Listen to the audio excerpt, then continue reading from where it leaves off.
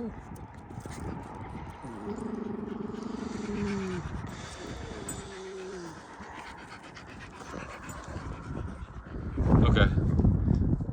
So the brightness of my phone was wonky. I had to take a break, ask Siri to raise it, go back and forth. Took a 5-minute break. I'm back for part 4, the quadrilogy, the vlog to end all vlogs. Hopefully you'll never have to watch another vlog. No, not really. There was a 2-minute vlog I posted it March 12th, 2020, the COVID crash vlog. That was the only vlog you should have had to watch. It's on you. It's the hard work, the preparation, making a list, checking it twice. Being the fastest is about preparing, experience, getting that bottom entry on the news. It can be you if you want it, but you don't want it. You're comfy, whatever you had. If you had it easy in 2021, it's so hard to switch up gears and be a news trader in 2022, or 2023, but you have to be. And they keep saying the Stanfords are coming, blah, blah, blah. Your exit liquidity. Yeah, you are initially, but you can beat them, okay? Just because Stanford Dao is the best right now doesn't mean that you can't be up there, that you can't be great. It's going to be really hard to be great on your own. Just being in Stanford Dao is a privilege. I can't say if I'm in or not, but I've talked to people who were in Stanford Dao at one point, unconfirmed, and amazing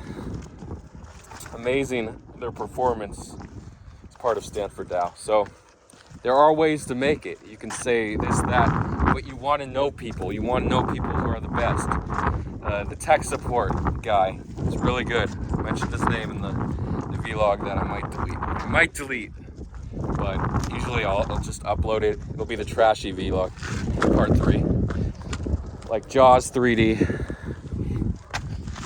No, the 3D effects are cool, right? Or was Jaws 4? There's an argument. Was Jaws 4, which is actually Jaws 3, The Revenge, is that better than Jaws 3D? Or was Jaws 3 The Revenge Jaws? No, I think they were different movies.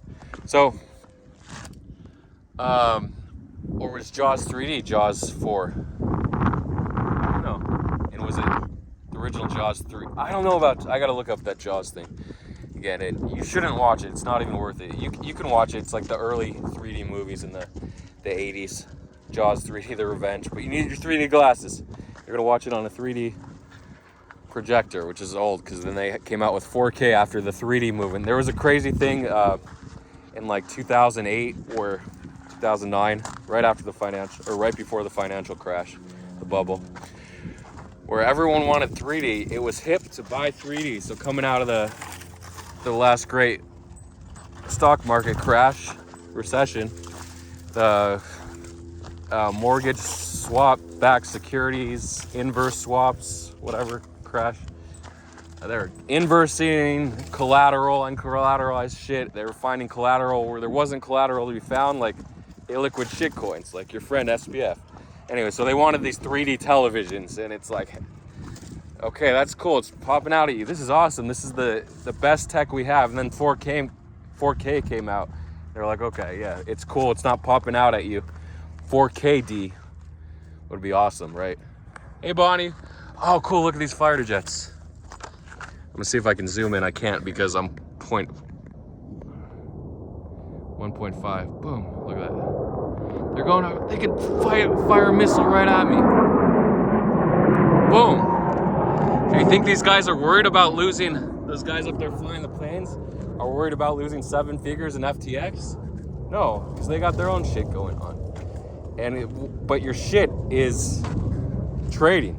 So when you lose money, it's like, holy crap, I failed at my job. I failed miserably. I kept my funds in FTX. But there's still hope. Whatever got you to 7 figures or 8 figures, as long as it wasn't the freaking 2021 bull market, as long as you're making money, you're grinding. If you were just lucky, like 90% of my viewers were, and then you lost money in FTX as well, you're probably depressed. But if you're a solid trader, yeah, it's gonna be hard work. You may not be 7 figures anymore, or you may be close to 6, to dropping off into 6-figure hell, right? Into that cast. You probably don't feel rich unless you live in a country like Turkey or Indonesia. I don't know if those are comparable. Iran, Venezuela, El Salvador. The president's like, I want my Bitcoins right now. SBF should be extradited, but it was a fake account. Like, I don't like those fake news stories. And then they are funny, but I'm glad that Elon Musk is ruining those parody accounts by making sure you have to put parody in your account name. That's good, because you're gonna read the headline and then be like, okay, oh, it's a parody. So the effect won't last longer. It won't linger. Say, is it real? Is it fake? Is it not? You'll see it and be like, holy shit. And then you'll see the name and be like, okay. So you at least have the joke.